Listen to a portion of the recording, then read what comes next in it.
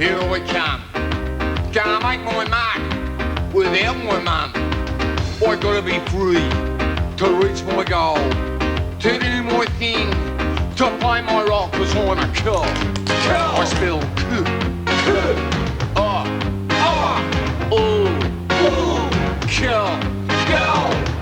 Well, Colin to be exact.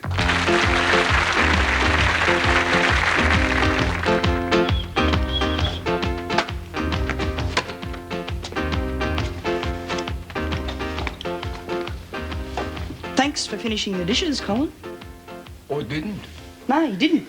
They're still in a big untidy mess in the sink.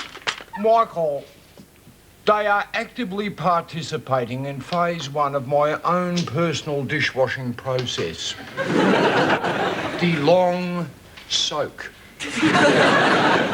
Colin, you know it was your turn to do the dishes. Michael, I don't do the dishes. I don't just do the dishes, Michael. Did Michelangelo just do the Mona Lisa? Did Da Vinci just do Statue of David? No. The President of America didn't walk into NASA and say, did you guys do moon? Forget it, Colin. I'll do them. Thanks. Actually, I've been very busy, Michael. I have been perusing my personal effects of yesteryear, and look what I found. Meccano. I used to love Meccano. And look at all these things that I made when I was a mere slip of a nipper. A truck. A sports car. A dog. No, sorry. That's the dog. This is the stump jump plough. I didn't really get into Meccano. I had a chemistry set. I was big on botany. The study of bots. Plants. I was interested in anything that grew. Yes, well, as they say, one is always interested in that which they cannot do themselves. Hey. What do you think? Well, I'm not an expert, Michael, but I go right out on a limb on this one. It's a tomato. Tomato. Well, you say tomato, I say tomato. This is a homegrown tomato, Colin. Do you have any idea how difficult it is to grow tomatoes? No. They need care. They need love. They need constant attention. These tomatoes, Colin, they're like my children. Yeah, it does look a little familiar. What do you mean? In that is also a small, pudgy little thing. Hello, I'm home. Hello. Wow, that's a nice tomato. Yes, Michael gave birth to it. Hey, we can make tomato soup. Linda, are you suggesting we liquidate Michael's children? It's very funny, Colin. Let's all have a laugh at Michael's expense. Yes, I already have. Just excuse me, I'm going to wash these in the bath. What's in that box? Never mind. I'll tell you what's in my box if you show me what's in your box. I already know what's in your box. Well, what's in my box? Meccano. How did you know? Because there's a big sign on the lid says Meccano. That's very clever. Thank you. So, what's in your box? Okay, but don't say I didn't warn you. Okay.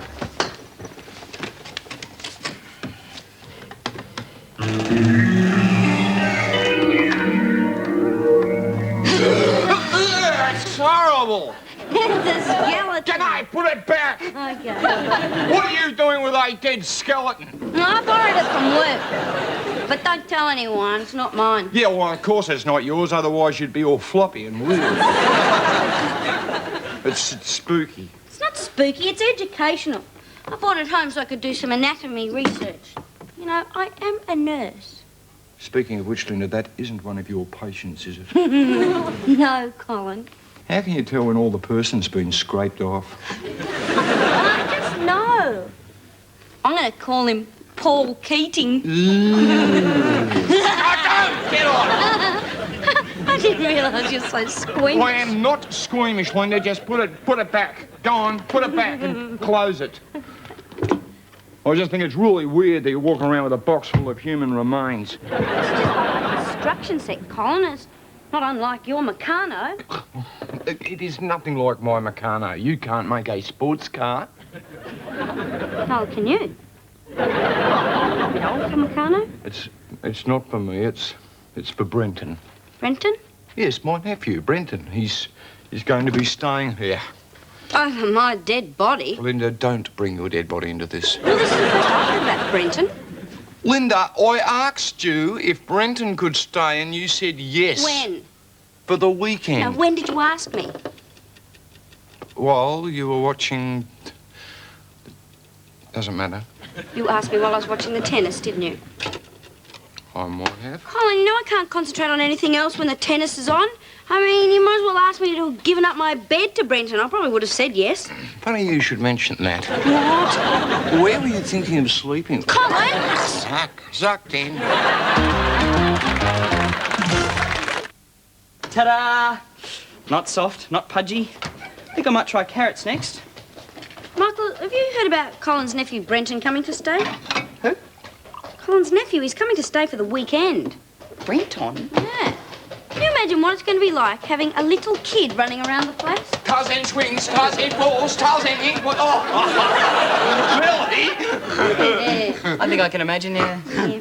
Hey, more tomatoes. Yep, there's about another dozen out there too, Colin. You know, our Michael certainly got green fingers. Ugh. Do you know what that means, Colin? Yes, somebody doesn't use their handkerchief. You're right. So what time's your nephew Brenton coming over, Colin? Who reckons he's going to drop him around after breakfast? I don't think I've ever met your brother, Peter. What a coincidence. I don't think he's ever met you either. Is that usual for him to kind of dump his kids on your doorstep, Colin? Look, Linda, Peter's got a very important meditational retreat happening on Great Keppel Island. So you're left holding the baby. Look, Brenton is not a baby, he's a teenager. Yeah, how old is he? 11, teen. Colin, do you do that on purpose? What? Never mind. So do you reckon Brenton might like my paddleball? You know, you are amazing. You must have kept every toy from your childhood. I bought it last week. There's Brenton now. It's a bit weird that Colin doesn't kind of see his brother. From what Colin tells me, they don't have much in common. Peter's the slow member of the family. Joke.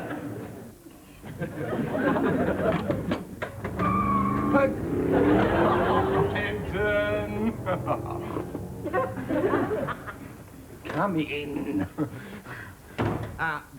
Linda, Michael, this is Brenton. Hello, Brenton. G'day then, young Brenton. Back off. Are these the nerdheads you told me about, Uncle Colin? Well, I know when he calls me uncle. So, Brenton, I remember the last time I saw you, you were only about this high. You saw me last Christmas. Yeah, but you were sitting down. Isn't your old Uncle Cole really funny? That's what Dad says. Colin, you should have invited Peter in for a cuppa. Yeah, I did, but he said he was in a bit of a hurry. He wanted to get rid of me. No, he had a plane to catch, so he wanted to get to the airport early. 5 hours early? Well, he wanted to make sure he got the window seat. So what are you two going to do this afternoon? Well, I thought that we might go to the zoo. I don't want to go to the zoo. That's all right. You go to the pictures. I don't want to go to the pictures. Why don't you go to the national park? Well, I want to go to National. Have you got a Nintendo? I might have. It's a computer game, you know, a Nintendo. Yes. No, I don't have one. But I've got Meccano, and Michael's had a tomato. Well, looks like you two are in for a really fun afternoon. Well, sorry we can't stay around, Brenton, but it's been really lovely to have met you. It's nice to meet you two. Suck. So, would you like to play at the paddleball? Where do you put the battery?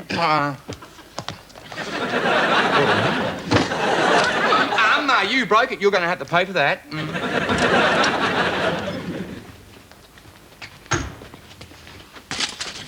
Uncle Colin, Yes, Brenton. finished playing in the backyard. But you only just went out there a few minutes ago. I don't like playing in the backyard. Well, what do you want to do? I don't know. Well, what do you do at home? Anything I like. Dad doesn't care. Are you sure you're his brother? Yes, I am. You don't look that much alike. Well, he's older. And better looking.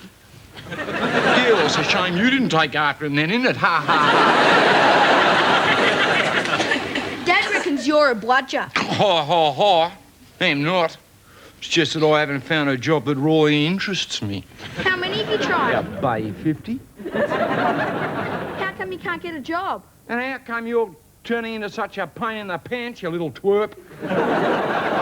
You used to be a really nice little boy, Brendan. I'm bored. What are we going to do next? Well, I'm afraid I've run out of ideas. What's in that box? No, don't touch that box. I bet it's something really good. Brenton, I forbid you to touch that box. Brenton, do not open that box. Do not open... Wow! Hi.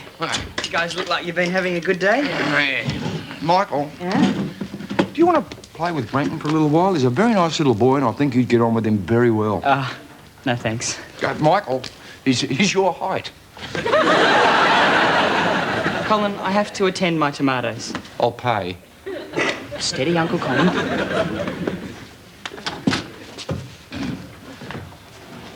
Brenton, I said please do not fiddle with that thing in the box. How would you like it if someone shoved their fist down your throat and started fiddling around with your internal structure? Some people get freaked out by skeletons. Yeah, well, oh, no, I don't. You sure? Yes, I am. Just close the lid. Don't. Colin, what happened to my tomatoes? What? When I left this morning, there was a dozen ripe tomatoes out there. Now they've gone. Isn't that always the way, Michael? You plant them, then 3 months later, when they're ripe and ready for harvesting, someone jumps over the fence and rips them off. Tomato thieves, Michael. Call the police.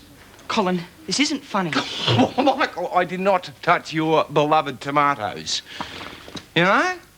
I mean, I haven't been out to the backyard. Nobody's been into the backyard, except Brenton for a very short period of... He would not do it. No? Well, who did, Colin? The skeleton? I doubt it. It hasn't got the guts. Brenton,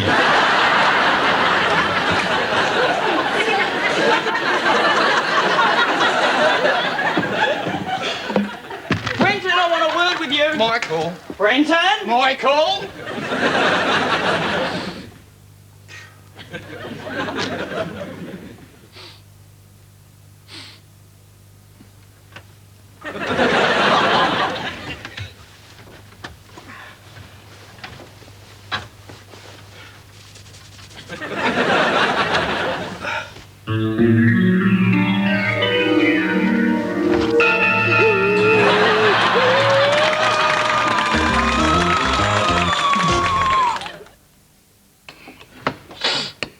He's a menace to society.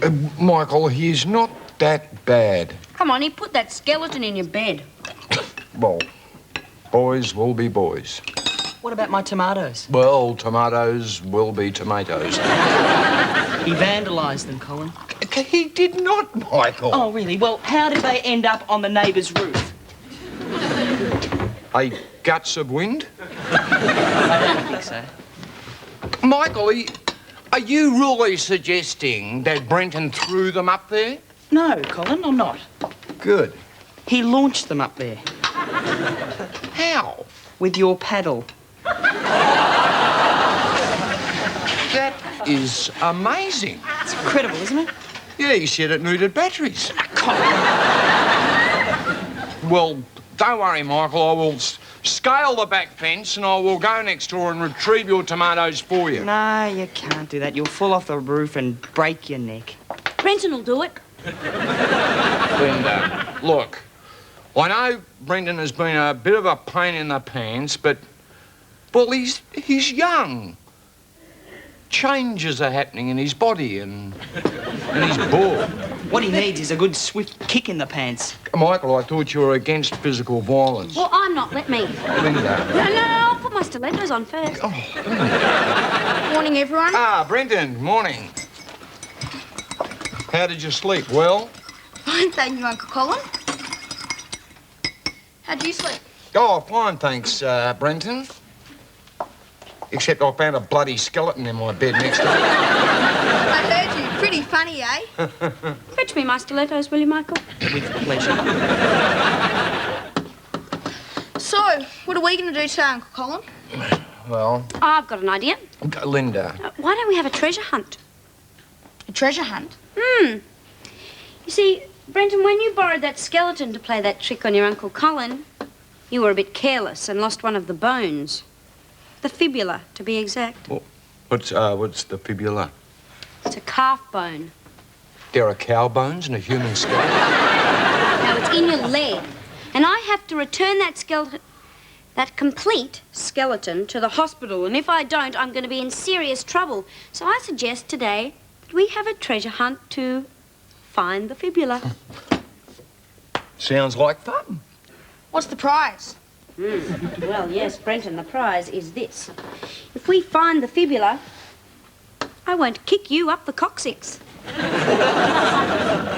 The coccyx. Yes, that's another bone. And where would that be? You don't want to know that, Colin. Trust me, Brenton, it hurts. Uncle Colin, she can't talk to me like that. Yes, I think she just did, Brenton. Bowl of cereal, Brenton? Yes, please. Wait a second, like that. Fibula. Fibuli, fibula. What's a fibula look like, anyway? It's a long, thin bone. How long? Well, it goes from your foot to your patella. That's incredible. I didn't think the human body had a propeller. Patella. That means your kneecap, Uncle Colin. How do you know that, Brenton? I'm not as dumb as you think I am. It's a relief. I read about it in the medical dictionary. Oh, great. So first you go through my bones, then you go through my books. Nothing sacred? I didn't know there were so many bones in the human skull. Yep. Believe it or not, young fella, my lad, the skull is chock-a-block full of them. How many are there? 22. Correct. Absolutely bang on the knocker on that one. How do they all fit in? Well, I think in yours and Brenton's case, they might have left some of the brains out. Well, Brenton, true or false? There's 8 cranial bones and 14 face bones. Oh, you are good at this. Well, I think it's interesting. Really? It's better than Nintendo's or Meccano. Or tomato? Okay, Smarty Pants, what are the 2 big bones in your forearm? That's easy. The radius and the ulnar. And what's this bone here? Humerus. Yeah, I know it is, but she's serious. Go on. You know what, Brenton? I hate to admit this, but I actually think you and I have got something in common. Found it. Oh, Michael. Oh, what a relief. Yes, I think Skeleton Paul will be very happy. Paul? Yeah, that's what I've called him. Paul. Sorry. What do you mean, sorry? It's Pauline. So it is. Can we take her apart and put it back together again? Sure. Well, I don't know if you need any help, but in case you do, the foot bone's connected to the ankle bone, and the ankle bone's connected to the calf bone, and the calf bone's connected to the knee bone. Hear the word of the Lord. Oh, bones them, dry bones them, dry bones them, dry bones down. Hear the word of the Lord.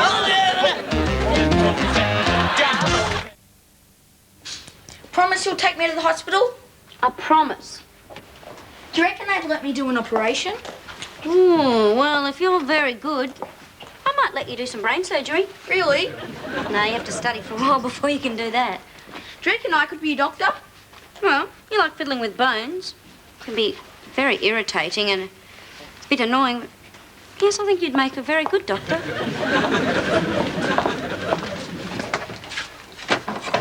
Great. Never really thought about what I wanted to be before. What, haven't you ever discussed it with your dad? No, he's too busy. You know, Brenton, if you'd asked me to take you to the hospital yesterday, I would have gladly done so. Would you? On a stretcher. Oh. Pardon my language, but you were a pain in the gluteus maximus. The gluteus maximus, that's... Yes, you know what that is, don't you? You know, you gave your Uncle Colin a dreadful time. Sorry. I actually really like Uncle Colin. I wish Dad was more like him. He seems to really understand kids. Yes, he does. I wonder why that is. Ta-da! What's that? Michael? Oh, that's brilliant, Colin. What is it? The Sydney Opera House. Of course. Isn't it great? Yeah. Michael helped me do all the little lights and put on the patella. The propeller. Yeah. Isn't it great? Anyway, Brenton, Michael and I made this for you as a memento for your stay with us. Thanks a lot. But I'd better get ready to go now. Dad'll be here soon. Yeah. What a shame. By the way, Dad never called you a bludger. Yeah, I didn't think so. What he called you was much worse. Brenton. And I'm sorry about your tomatoes, Michael. No, that's all right. I can always grow some more. Gee, grow any more, Michael. We'll have to put a brick on your head. Actually, Michael, all your tomatoes weren't destroyed. Ta-da! Hey, and tonight, live from the Sydney Opera House, highlights, please, Brenton. Linda's version of ham omelette.